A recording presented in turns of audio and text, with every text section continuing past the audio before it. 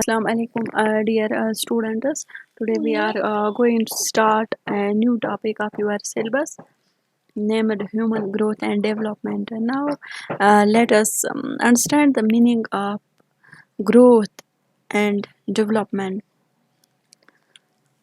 Growth means increase in size, height, and weight. It implies growth of heart, brain, muscles, and body in general. It can generally easily observed and measured, while as development can't be measured. Development means a progressive series of changes that occur orderly, predictable pattern as a result of maturation and experience.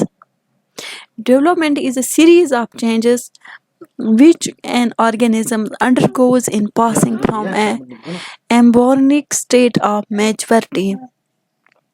These changes refer to physical, motor, intellectual, and emotional aspects of behavior.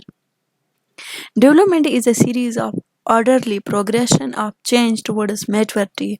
Orderly refers to the arrangement of the changes that is each change at each stage is developed dependent upon what preceded it and it effects that will come later. Development does not take place haphazardly. Development refers changes in structure and improvement in functioning. For example, hands do not grow only large, but they also develop because they improve in their function.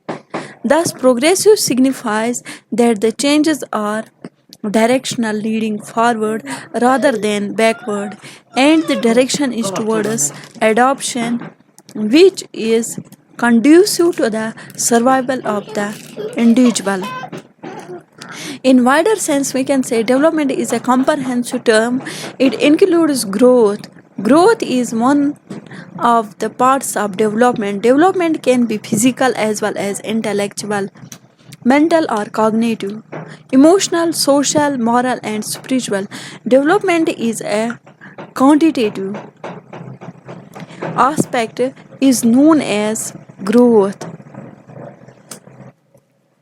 Now let's discuss the principles of growth and development.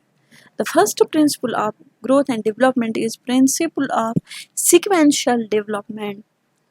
Development follows a pattern or we can say sequence. Every species, whether animal or human, follows general or specific pattern of development. In case of human beings, the process of development follows a definite pattern. It follows a cephalodical sequence, which means control over the body as well as improvement in the structure itself.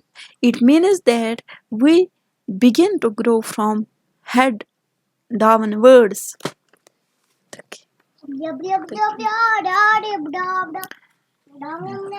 Development follows proximal sequence. The spinal cord of the individual develops first and then outward development takes place. Number second, principle of orderly development.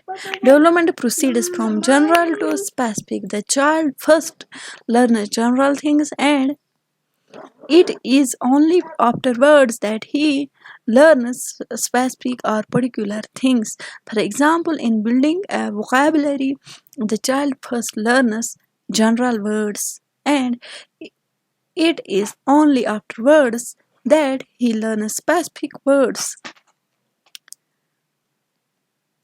Principle of rapid development during early years. Development proceeds more rapidly in the early years of life. Period of infancy is marked by period of very rapid growth and development. In early years of life, physical, intellectual, emotional, and social development takes place. at a very rapid speed, it means that development is more rapid at certain stages than others. इसके बाद आता है principle of continuous development.